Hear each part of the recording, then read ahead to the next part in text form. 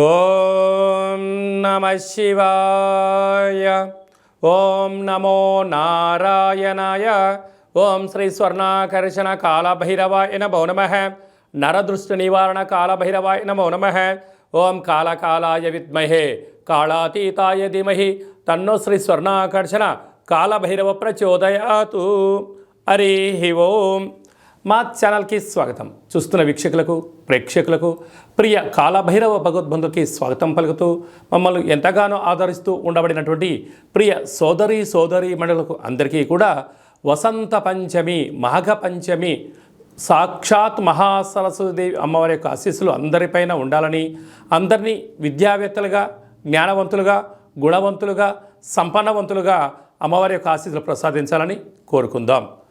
1వ తారీఖు 2వ నెల 2024 నుండి 15/2/2024 వరకు పుట్టినటువంటి వారందరికీ కూడా ముందస్తుగా జన్మదిన శుభాకాంక్షలు. గతంలో వివాహం చేసుకున్న వారికి వివాహ వార్షికోత్సవ శుభాకాంక్షలు. ద్వాదశ రాశుల్లో గ్రహ గమనాన్ని ఒకసారి వీక్షింపచేద్దాం. మేషరాశిలో గురువు, కన్యరాశిలో కేతు సంచార స్థితి, ధనుసు రాశిలో కుజుడు బుధుడు శుక్ర సంచార స్థితి, మకర రాశిలో రవి సంచార స్థితి, కుంభరాశిలో శనిచర స్వామి స్వక్షేత్ర సంచార స్థితి, మీనరాశిలో రాహు సంచార స్థితితో ద్వాదశ రాశుల్లో గ్రహ గమనాలు ఈ విధంగా ఉన్నాయి. 6వ తారీఖున కుజుడు మకర రాశిలోకి ప్రవేశం, 12వ తారీఖున శుక్రుడు మకర రాశిలోకి ప్రవేశం, 14వ తారీఖున రవి భగవానుడు ఏడాది తర్వాత కుంభరాశిలోకి సంచార స్థితి, అక్కడే ఉండబడినటువంటి శనితో కలిపి రవి సంచార స్థితి ఉంటుంది. కనుక ద్వాదశ రాశిలో గ్రహ గమనాల్ని అనుసరిస్తూ ఈ యొక్క పక్షం రోజుల్లో ఎలా ఉండబోతుందో సవివరంగా సంపూర్ణంగా తెలుసుకుందాం. సింహరాశి వారు మాఘ పంచమి సందర్భంగా ఎలాంటి విధి విధానాలు పాటించాలో ఈ వీడియోలో సవివరంగా సంపూర్ణంగా తెలుసుకుందాం.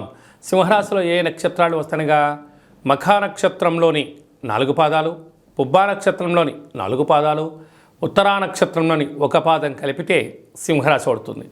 చాలామందికి పుట్టినటువంటి కాల సమయంలో డేటా ఆఫ్ బర్త్లు లేనటువంటి కారణం చేత పేరు యొక్క మొదటి అక్షరాన్ని అనుసరిస్తూ ఆ రాశిని తెలుసుకునే ప్రయత్నం చేద్దాం. ఏ అక్షరాలు ఒకసారి చూద్దాం. మా, మీ, మూ, మే, మో, టా, టీ, టు, టే అక్షరాల వారందరూ సింహరాశి జాతకులే. సింహరాశి యొక్క అధిపతి రవి సూర్యనారాయణ స్వామివారు. వీరు ఈ మాఘ పంచమి సందర్భంగా అమ్మవారికి గోధుమలతో కూడుకున్నటువంటి పాయసాన్ని ఏర్పాటు చేయడం, కేసరి లాంటివి ఏర్పాటు చేయడం, ఎరుపు గాజులు, ఎరుపు పుష్పాలతో అర్చన చేసి అమ్మవారి యొక్క బొట్టును లలాటంలో ధరించడం వలన చదువు, జ్ఞానము, సద్బుద్ధి, సత్ప్రవర్తన వీరి సొంతమవుతుందని చెప్పి గమనించాలి. ధనవాక్కు కుటుంబస్థలో కేతు ఉండడం వలన ప్రతి సమయాన్ని, ప్రతి నిమిషాన్ని, ప్రతి క్షణాన్ని, వ్యక్తిని ఆర్థిక సంబంధాలుగా చూడడమే ఒక భావనగా కాకుండా మానవ సంబంధాలుగా చూడగలిగితే సమాజంలో మీకు ఎనలేనటువంటి కీర్తి, ప్రతిష్ట మీ సొంతం కాబోతుంది. సంతాన స్థానంలో కుజుడు మరియు శుక్ర సంచార స్థితి ఉండడం వలన నూతనంగా వివాహమైనటువంటి దంపతులకు పుత్రిక సంతాన యోగము, పిల్లల యొక్క చదువులు, పిల్లల యొక్క అభివృద్ధిలో ఉన్నతమైనటువంటి విలువలతో కూడిన జీవితాన్ని ఇవ్వాలని మీ కోరిక నెరవేరబోతుంది. అలాగే మీ తల్లిదండ్రుల నుంచి, తాత ముత్తాతల నుంచి వచ్చేటువంటి వారసత్వపు ఆస్తి మీకు వచ్చే అవకాశాలు చాలా అధికంగా ఉన్నాయి. 6వ స్థానంలో బుధ సంచార స్థితి ఉండడం వల్ల బుధాదిత్య రాజయోగ కారణం వలన ప్రభుత్వ ఉద్యోగం చేసేవారికి మంచి కాలము, ప్రయత్నం చేసేవారికి ఉద్యోగం, ఉద్యోగంలో ఉండబడే వారికి ప్రమోషను, వారు ఏ ప్రాంతానికైతే ట్రాన్స్ఫర్ అవ్వాలనుకుంటున్నారో ప్రయత్నం ఇప్పుడు కలిసి వస్తుందని చెప్పి గమనించాలి. 7వ స్థానంలో శని సంచార స్థితి ఉండడం వలన ప్రేమికులు, భార్యాభర్తలు నూతన వాహనాలు, క్రయ విక్రయాలలో స్వల్పంగా మందగించినను ఆందోళన చెందనక్కర్లేదు. అష్టమంలో రాహు సంచార స్థితి ఉండడం వలన దూర, వాయు, జల ప్రయాణాలు చేసేటప్పుడు ఎన్నో రకాల ఆటంకాలు. మీ జన్మ నక్షత్రం రోజున మంగళ శనివారం అష్టమి తిథి యందున ఆవేశాలకు దూరంగా ఉండండి, మౌనంగా ఉండండి. అనేక రకాల సమస్యలను తొలగించుకునే మానవ ప్రయత్నం చేయండి. భాగ్యస్థానంలో దేవగురు బృహస్పతి సంచారం చేయడం వలన భార్య పైన భర్త, భర్త పైన భార్య అధికారం కన్నా ఆప్యాయతను మీరు చూసుకోగలిగినట్లయితే గృహమే కదా స్వర్గసీమ అనే పరిస్థితి ఉంటుంది. విదేశాలకు వెళ్ళాలి అనే వారికి మీ కోరిక నెరవేరబోతుంది. విద్యార్థులకు ఇది చాలా మంచి కాలం అని చెప్పి గమనించాలి. సాఫ్ట్వేర్ ఉద్యోగస్తులు, హార్డ్వేర్ ఉద్యోగస్తులు, స్వయం వృత్తులు, సేవా రంగాలు, వ్యవసాయ సోదరిమణులు, గృహ భవన నిర్మాణ కార్యక్రమం చేసే వారికి ఇది చాలా యోగదాయకమైన బంగారు రోజులు అని చెప్పి గమనించాలి. ఫిబ్రవరి మాసంలో ప్రథమార్థంలో ముఖ్యమైనటువంటి పండుగల గురించి క్లుప్తంగా సవివరంగా సంపూర్ణంగా తెలుసుకుందాం.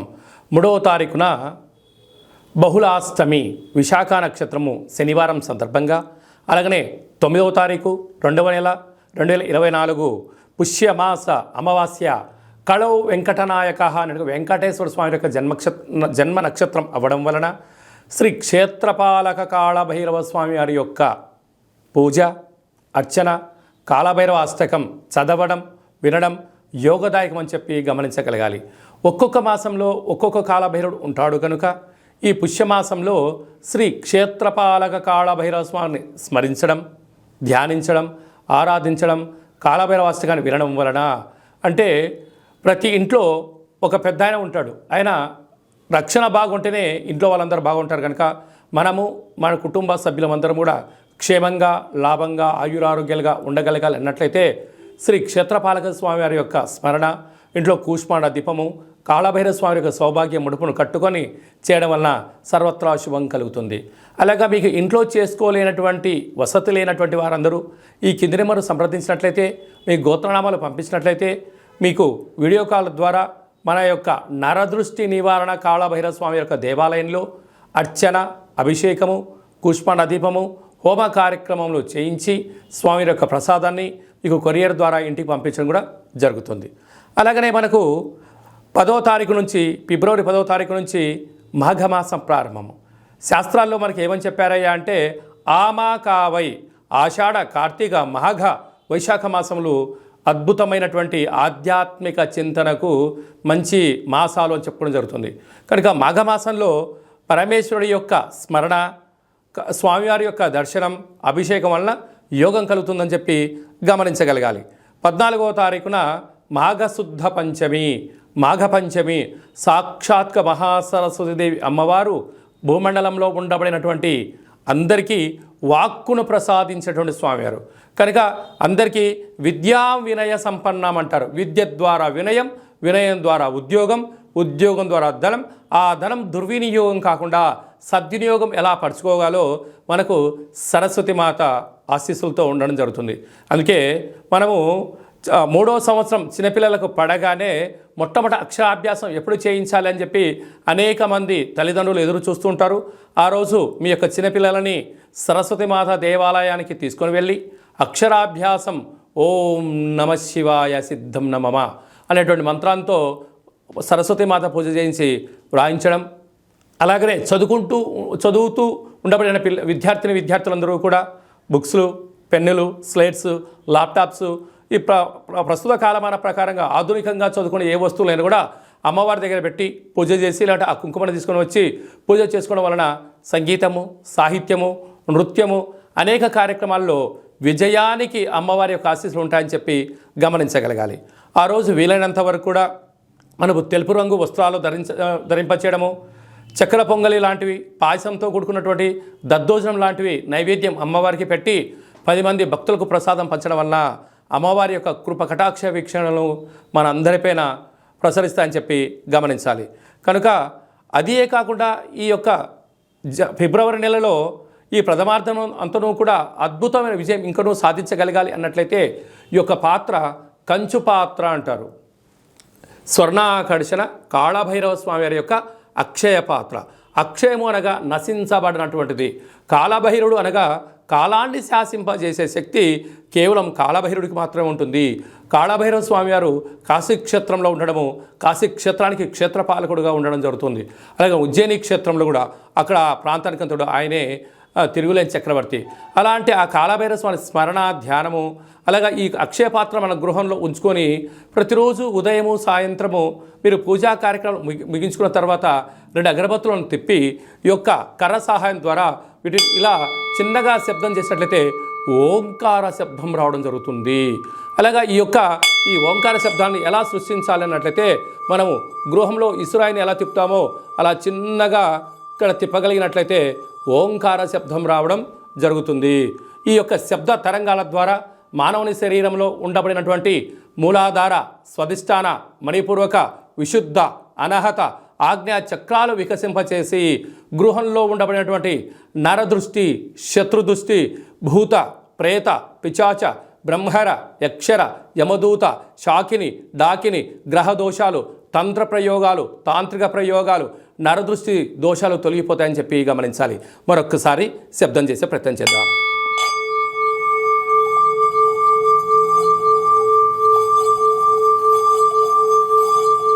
ఈ యొక్క శబ్ద తరంగాల్ని ఇంట్లో ప్రసరించడం వల్ల సర్వము ఐశ్వర్యం కలిగి అపార కుబేర సంపన్నులు అవుతామని చెప్పి గమనించాలి.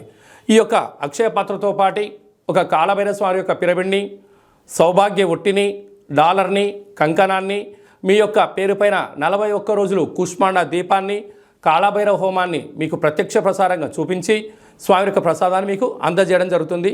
ఆసక్తి గలవారు ఈ కింది నెంబర్ని సంప్రదించవచ్చు. అలాగనే మీ వ్యక్తిగత జాతకం తెలుసుకోవాలనుకుంటున్నారా? మీ పుట్టినటువంటి తేదీ, నెల, సంవత్సరం, పుట్టిన సమయం రాసి మీరు వాట్సాప్లో పంపించగలిగినట్లయితే సంపూర్ణంగా 100 సంవత్సరాల జాతకాన్ని రాసి పంపించి మీరు పుట్టినప్పుడు గ్రహ గమనాలు ఎలా ఉన్నాయి, ప్రస్తుతం ఎలా ఉన్నాయి, రాబోయే కాలంలో ఎలా ఉన్నాయో సవివరంగా సంపూర్ణంగా తెలియజేయడం జరుగుతుంది. అలాగే డేటా బర్త్లు లేనటువంటి అనేక మందికి మీ పేరు మొదటి అక్షరాన్ని అనుసరిస్తూ గవళ ద్వారా అనగా రమణ శాస్త్రం ద్వారా భూత, భవిష్యత్, వర్తమానాన్ని కాళభైరవ ఉపాసన చేత తెలియజేయడం జరుగుతుంది. ఆ పేరు కూడా సక్రమంగా లేదు, ఒక్కొక్కరికి 2-3 పేర్లు ఉన్నాయి అనుకుంటున్న వారికి వారి యొక్క ముఖఛాయలను అనుసరిస్తూ వారి యొక్క చేతి యొక్క హస్తరేఖలను గమనిస్తూ గవలు వేసి తెలియజేయడం జరుగుతుంది.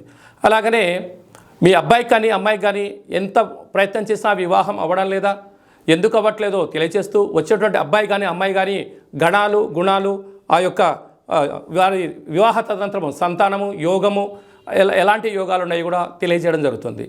అలాగనే గతంలో వివాహమైన దంపతులు తరచుగా గొడవపడడం, పోలీస్ స్టేషన్లు గొడవలతో దారితీస్తున్నాయా, ఎందుకలా దారితీస్తున్నా తెలుసుకొని పార్వతీ పరమేశ్వరులాగా ఉండేటువంటి ఆధ్యాత్మిక సలహాలు, సూచనలు మీకు ఇవ్వడం కూడా జరుగుతుంది. అలాగనే చాలామందికి జన్మకో శివరాత్రి అన్నట్టుగా బర్త్డే, మ్యారేజ్ డే సంవత్సరానికి ఒకసారి వస్తుంది. ఆ బర్త్డే వచ్చిన రోజన్న ఇంట్లో శుచి శుభ్రతగా ఏర్పాటు చేసుకొని నూతన పట్టు వస్త్రాలు ధరింపచేసుకొని ఇంట్లో ఒక లక్ష్మీ గణపతి హోమము, ఆయుష హోమం చేసుకొని 10 మందికి అన్నప్రసాద వితరణ చేయండి. మీకు సంవత్సరాంతం ఆయురారోగ్యాలుగా ఉంటాయి. అలా కుదరలేనటువంటి పక్షంలో మన యొక్క దేవాలయంలో 12 జ్యోతిర్లింగేశ్వర స్వామివారికి, సహస్ర నర్మదా శివలింగేశ్వర స్వామివారికి, శ్రీ కాళీ సమేత నరదృష్టి నివారణ కాళభైరవ స్వామికి మీ పేరుపైన అర్చన, అభిషేక, హోమ కార్యక్రమాలు చేయించి మీకు ప్రసాదం కూడా అందజేయడం జరుగుతుంది. కనుక మనమందరము కూడా జన్మదిన వేడుకలు చేసుకుందాం, వివాహ వార్షికోత్సవ కార్యక్రమం జరుపుకొని మీ ఇద్దరి మధ్యలో ఉండబడినటువంటి ఆటంకాలను తొలగించుకునే మానవ ప్రయత్నం చేద్దాం.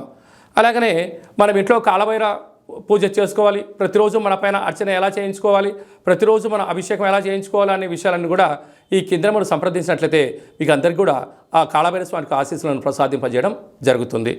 అలాగనే ఈ మాఘమాసంలో పంచమి తిథిన అమ్మవారి ఆశీస్సులు ఉండాలని కోరుకుంటూ ఆశీర్వదించాం.